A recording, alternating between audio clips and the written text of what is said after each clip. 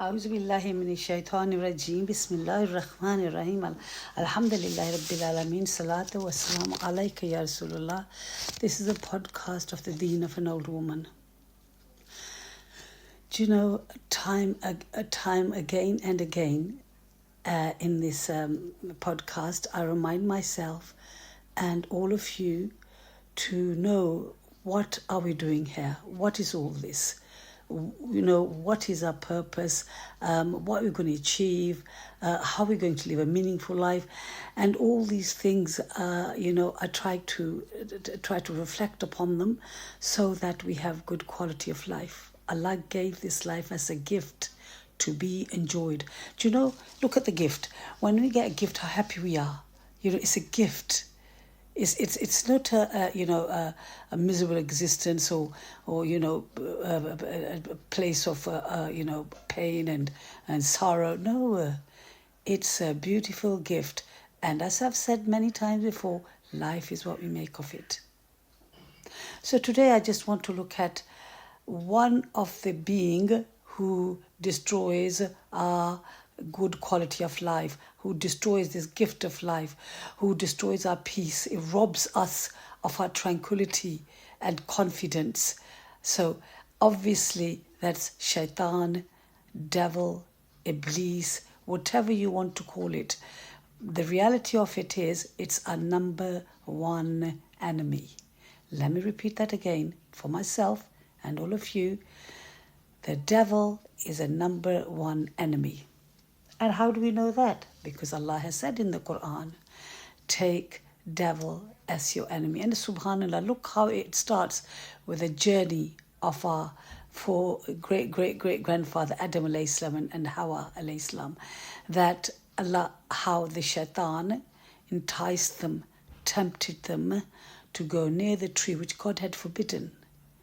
So right from get-go, we know shaitan wants us to do things that are forbidden, things that Allah said will be harmful to us, which will destroy us. So we have to take shaitan as a clear enemy. Right from the beginning of human journey, Allah warns us about a number one enemy who will continuously attack us from behind us, from front of us, from right, from left, in other words, from all direction. And there's an ayah in the Quran where Allah says, He sees you, but you can't see where He is. And look, subhanAllah, how Allah tells us that He's waiting on the straight path, on His straight path. What does that mean? Those who are trying to reach to God, those who are trying to be good Muslim, those who are trying to be good believers, it goes after them. Once it has messed up with you, that you've sinned so much, and you feel hopeless, it leaves you. Then it comes on the straight path. So be very, very careful. And this enemy is called obviously Iblis and the devil and whatever you call it, and it has taken oath to fill hell with human beings, and it uses all kinds of tricks to drag us, to take us to hell. And subhanAllah, we know sins are harmful to us. They lead to a direct, destruction. And you can take anything that wrong we do, like for instance, alcohol and so forth, because these things harm us. Sins also, they make a veil between us and Allah, so that Allah's mercy can't reach us. And subhanAllah, sins are something that's contrary to our natural fitrah. We have this natural fitrah that we love good things, we love positive things, and we are aversive to ugly things in life, things that are deviant, things that are, that don't have a good purpose and a good meaning. And subhanAllah, the shaitan robs us of all the good deeds that we do. And subhanAllah, the more we commit sins, the more we distance ourselves from Allah. The more we commit a sin, the more there's a black dot on a heart. And basically, that's not got to do with sort of colour sort of scheme. What it basically means that it blocks light, and which means that we can't see. We can't see what's right and wrong. We can't see what's good and bad, and we can't make correct decisions and choices, and that's when we land in trouble. Subhanallah. Look at the practical thing. At night, we all need light. Can you or can I make a cup of tea in the pitch darkness? No. No. And that's how it is. When we sin, it's pitch darkness. We can't see what's good and bad. And subhanallah, Allah tells us in the Quran, it's not the eyes that are blind, it's the heart that's blind, meaning that the heart can't see reality. It can't see the truth. It can't see what's right and wrong. Therefore, our decision making is flawed, and it wrongs, and then we end up in trouble. So shaitan uses many ways to get us into despair, because it's the most common weapon it uses. So when we have difficulty and challenges in our life, what it does, it brings back the situation that we hated, that we committed in our life. It brings it back to our thoughts, and we try to magnify it, and we try to live a sad, sorrowful life. Some scholars say that when Allah tells us that it was going to come and attack us from the front, it means that it takes our hope away from the future. So we become hopeless and misdirected, and we don't plan, and we can't plan. We don't know, how to navigate. And when it attacks us from the right, I think it says that, it takes the good deeds. It lessens, it doesn't, it reduces us from doing good deeds. And when it attacks us from the left, it always encourages us to do things that are forbidden. Allah tells us how the Quran beautifies things for us. And when we, take all the wrapping off or the cover off, something's really ugly inside it. It wraps it up for us. Subhanallah. So, it really is up to us how we become aware of the shaitan, and how we try to seek Allah's protection. And as you know, the only way is that only Allah can protect us. And Allah has given us a manual, a method, a way of life, directions how to live this life to avoid the shaitan. And obviously, subhanallah, it starts with prostration, with sajda, with submission to Allah, with sajda. And where is sajda found? In 5 times salah. So that's why prayer is the most important thing in a believer's life. Wallahi, every time we bow down in submission, it gives growth to our faith, our iman, to our well-being, to our confidence, to be content in life, to see life as positive. Because salah has many, many benefits. And obviously the main one is that we will not be under the influence of shaitan. Subhanallah. So when the devil drags us and it gives us despair, when we think, oh my God, there's nothing in life left. And did you know, wallahi, most suicides, or large percentage of suicides, are committed because despair. Look how the shaitan, bit by bit by bit, it sort of takes you from stage to stage, to level to level to level, where you become in such despair, yet you think the only way is to kill yourself, to commit suicide. And as you and I know, the rate of suicide is increasing among the young, especially in the Western world, because a lot of us are falling prey to shaitan, and he's doing his best job to get us in despair. When we see total darkness and we see there's no hope, there's no light end of the tunnel. Because that's what He wants to do, to destroy us. Allah gives us hope, no matter how big our mistake and how much challenges we have in our life, how wrong we've done in our life, how sins that were committed in our life. Allah tells us never to lose hope, never. Always have hope in the mercy of Allah. So no matter in whatever difficult situation that we find ourselves, never ever lose hope. In Surah Al-Araf, Allah relates the story of Adam and Eve and how the devil whispers to them the waswasa and it made them slip, meaning that they disobeyed Allah.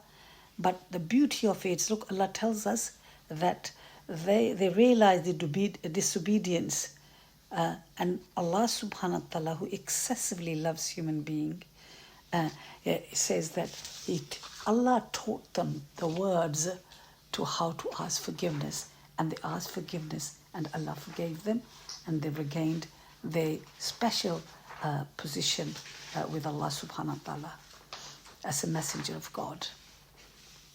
So look at the mercy of Allah. The doors of forgiveness are always open. Never ever despair. Don't ever think, oh, my God, I've done this, I won't be able to I won't be forgiven. Never do that. Subhanallah. If we think who we really are, we will have confidence and not be under the influence of the shaytaan. Look, subhanallah, Allah tells us in the Quran, He created us with His two hands, subhanallah, and then He breathed His spirit into us. This is revealed to us in the Quran so that we understand our identity, which is closely related to our self-image and our self-esteem and our self-awareness and our self-confidence. Do you know when we get our identity sorted out, who we really are, then life becomes a bit smooth for us. But when we don't know who we are, then we're confused. We don't know what we want. We don't know the abilities we have. We can't choose a job that is really satisfying. We can't choose, we can't maintain relationship, or we can't choose people who would be the best for us. Because when we don't know ourselves, how are we going to know what we want? Wallahi, it's so important. The first thing is to establish identity. And subhanallah, the best thing is to know that we are slave of Allah. Subhanallah, Isa alayhi salam, Jesus, may peace be on him, the first word he said was, I am slave of Allah. And the subhanallah, Prophet Muhammad sallallahu alaihi wasallam, when he was taken up Miraj, up in heaven, Allah said, my abdi, my slave, because slavehood is the best relationship with Allah. It's not anything to do with worldly slave. No, that master is a loving master, is compassionate master, is master who will take care of us. It's a master who will direct our affairs for us and manage all our affairs for us. It's a master who will protect us and is with us at every time. So therefore, being, service to him is utter freedom, total freedom. And that's the best thing for us. Allah created us.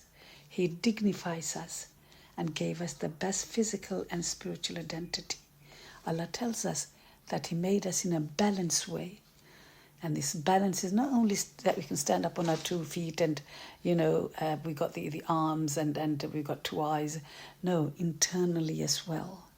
So we can achieve this balance, keeping the spirit and the body in harmony. So when we, live by Islam and we start from the premises that we are true slave of Allah, this will give rise to our awareness, our self-identity, and to have a positive attitude. Because the world is what we see it to be. So when we are positive, we see positive things. And subhanAllah, I find it quite amazing that in the UK, the most common thing is the weather. And then after that, it's normally, oh, what a bad weather. Oh, what an awful weather. Oh, it's a bad day today. Oh, how cloudy it is. And you think to yourself, subhanAllah, why can't they see beauty in cloudy sky, or beauty in the rain? What you think to yourself, oh, why can't people do that? Because, subhanAllah, when you have a positive mindset, you see beauty in everything. You see beauty in the raindrops. You see beauty in the clouds that are moving on the sky. Because that's the mindset we have. When we are believers, submit our will to Allah, and we know our identity, and then Allah will give us this attitude. So we humans have been created in the best of modes for a best purpose. The purpose is to live this life and to enhance beauty and harmony and balance of this creation of Allah. That's our purpose, to be a Khalifa on this world, on this earth, so that we create beauty as well. Subhanallah, and we do everything to its perfection. Allah said He loves those who put all the effort in whatever they do. Whatever they do. Allah subhanahu wa ta'ala has put the ability in us. It's up to us to bring those abilities out and to work with them and to serve Allah's creation. Not to control or to manipulate or to destroy or to use it for our own greed. No, enhance the creation of Allah. Allah tells us that He has sent down everything with a precise measure, very accurately. Everything is weighed absolutely, to the best ability. He wants us to also live a life of measure and equality, and that to create this balance. But we know that shaytaan comes, and especially the minute we hit our puberty, it comes and it starts to mess up with us. And it does it so gradually. It will tell you slowly, try this, try that. And because its mission is to make life miserable for us so that we have despair and live a life of misery. Wallahi, look how many people are living life of misery because they have followed the shaytaan. There's only two paths in this creation. One is path of Allah, a straight path, and one is a crooked path, a misdirected path of direction, which is shaitan, which is the path of Iblis. And Allah has given us free choice how to navigate between those two paths. One ultimately leads to our salvation and paradise eternally, and one leads to a damnation, hell and misery. The choice is ours. Subhanallah. So the devil, it never leaves you. He always comes and does waswasa to us. He always tells us to disobey Allah. And subhanallah, how the devil comes into us, it first studies us deeply. It looks at us from far. It looks at us from the inside, from the right, from the left, behind us, in front of us. It really tries to analyze that and study us and see our weakness. And when it sees our weakness and vulnerability, it's through there that it comes and attacks us. And then when it succeeds in tempting us to disobey Allah, then Allah has given us this kind of inner mechanism called guilt, which we should preserve, look after, and use, because it will save us. So when I've done something wrong, my conscience will niggle me, say, oh, you've done something wrong. And then I think to myself, oh, I've done something wrong. And we come to try and, rectify it. And that's when the doors of forgiveness are wide open. So Allah tells us that, no matter how, how many sins we've done, there's a hadith that says, I think the sins are from the earth to the sky, Allah will forgive us. And subhanallah, Allah waits for us like a mother who waits for a missing child to return. Thank you.